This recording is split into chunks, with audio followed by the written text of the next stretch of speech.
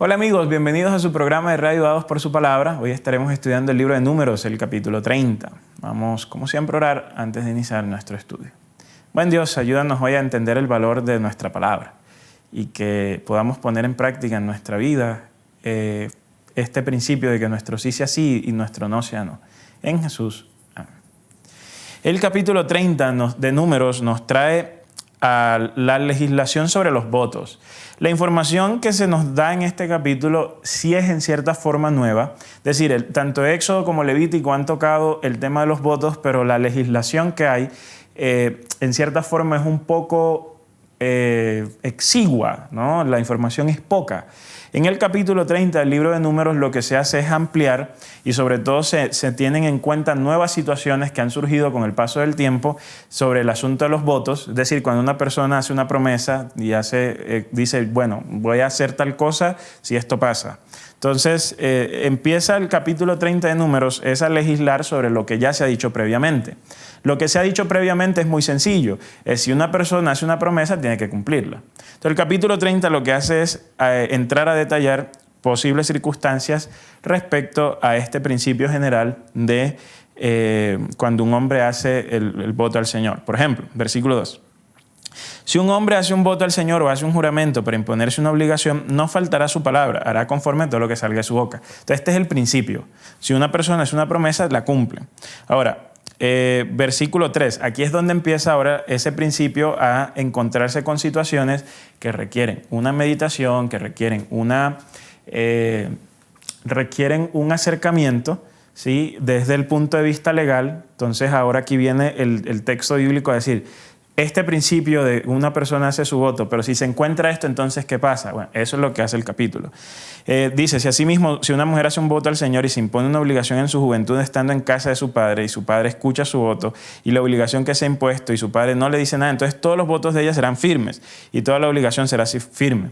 Pero si su padre se lo prohíbe el día en que se entera de ello, ninguno de sus votos ni las obligaciones que se han impuesto serán firmes. Entonces nosotros vemos, como les decía, hay un principio general, un principio de legislación, pero esa legislación se va encontrando con situación. Les voy a poner un ejemplo. Las leyes modernas dicen, bueno, un hombre no puede asesinar a otro hombre, ¿cierto? Y entonces la ley dice eso, si un hombre no puede asesinar a otro hombre. Entonces les voy a poner un ejemplo simplemente para poder ilustrar lo que quiero decir hoy.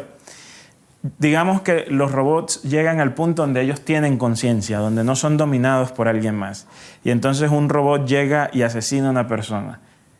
¿Es considerado eso legalmente punible?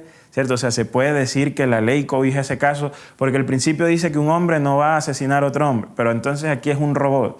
Entonces el robot lo vamos a considerar como hombre. Entonces eso hace que ese principio legal ahora se actualice. ¿Por qué? Porque el principio se ha encontrado con una situación que no puede legislar plenamente. Entonces el principio general del capítulo es las promesas y los votos hay que cumplirlos.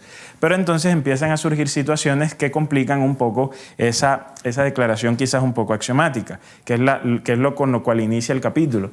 Si hay una mujer que está en la casa de su padre, eso automáticamente nos dice que la autoridad sobre la mujer es el papá. Obviamente yo no estoy diciendo que eso siga estando en vigencia hoy en día, ¿no? Simplemente que en los tiempos bíblicos este era el esquema social que se manejaba. Entonces una mujer soltera estaba bajo la autoridad de su padre. Entonces, si la mujer, dice el texto, hace un voto y el papá no dice nada, ese voto ella tiene que cumplirlo, ¿sí? O sea, el acto de silencio del papá se entiende como una aprobación del voto, ¿no? Entonces, en este caso, el papá está diciéndole sí al voto de la mujer, por lo tanto, ella tiene que cumplirlo. Pero si el papá le dice no, entonces ya no lo tiene que cumplir. ¿Por qué? Porque hay una autoridad que es más grande que ella que le ha anulado su capacidad de cumplir ese voto, ¿no? Porque en este caso tenemos que la autoridad de la mujer está acá, de la hija, y la autoridad del papá está acá. Entonces el papá tiene la autoridad para restringir el cumplimiento del voto que haya hecho esa persona. Entonces en Éxodo, en Levítico, lo único que nosotros tenemos es que se cumple el voto. En Números, seguramente con el paso del tiempo, se presentó la situación de una mujer que hizo un voto pero que luego el papá se lo prohibió y entonces llegaron al punto de qué hacemos, y por esa razón se incluye aquí el principio de números. Por esa razón ustedes van a notar que en Éxodo, Levítico y Números, cuando se habla de la ley, hay mucha repetición en algunas ocasiones de ciertos temas, pero es por eso, porque se da un principio y a medida que pasa el tiempo se va encontrando y se va analizando. Ahora, el resto del capítulo 30 básicamente es una elaboración del principio de los votos y de las situaciones que podrían estar en ellos. Ustedes lo pueden leer. ¿Qué significa eso para nosotros hoy y cómo nos ayuda a pensar el tema de Números 30 para nuestra época contemporánea? Yo creo que en la época contemporánea ustedes van a notar, y esto lo podemos hablar desde distintos punto de vista sociológico, antropológico, ustedes van a notar cómo hay un problema en la confianza que tiene el ser humano hacia las instituciones, ¿no? Ejemplo, en política el ser humano no confía en la institución. ¿Y por qué? Porque el sistema político prometió una serie de cosas que la persona se dio cuenta que no se cumplieron, y como no se cumplieron pierde la confianza.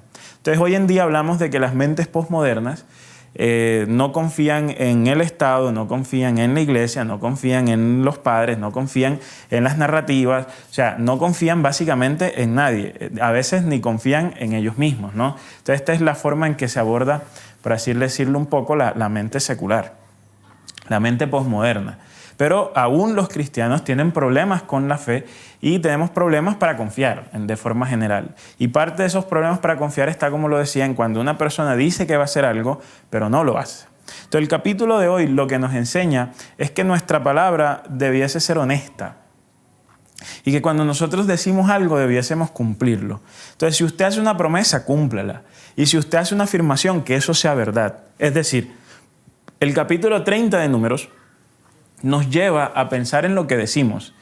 A veces quizás por la emoción o por la broma o por el contexto, quizás podemos llegar a decir cosas que no son necesariamente ciertas o que no son necesariamente verdaderas del todo y introducen un elemento de falsedad quizás en la conversación. Y esto es, obviamente, lo que genera es cuando la persona descubre que una verdad a medias es una mentira, pierde la confianza. Entonces nosotros como cristianos somos llamados por el texto bíblico a que hablemos la verdad, ¿sí? A que cumplamos nuestras promesas y a que seamos fieles, ¿no? A lo que decimos. ¿Por qué? Porque como Dios nos ha mandado a ser diferentes, en un mundo donde la gente no confía en nadie, que la gente pueda confiar en un cristiano, ahí es donde se marca la diferencia de ser cristiano, ¿no? Entonces, que tú puedas ser una persona confiable, que la gente sepa que lo que tú dices es una palabra que tiene un peso y que tiene un peso responsable, que tiene un acompañamiento, porque tu sí es un sí y tu no es un no. Entonces, la invitación de hoy es a que pienses lo que dices, pero sobre todo a que cumplas lo que hablas y que cumplas las promesas que haces. Que Dios te pueda regalar un día donde puedas tener la posibilidad de que tu sí sea sí y de que tu no sea no.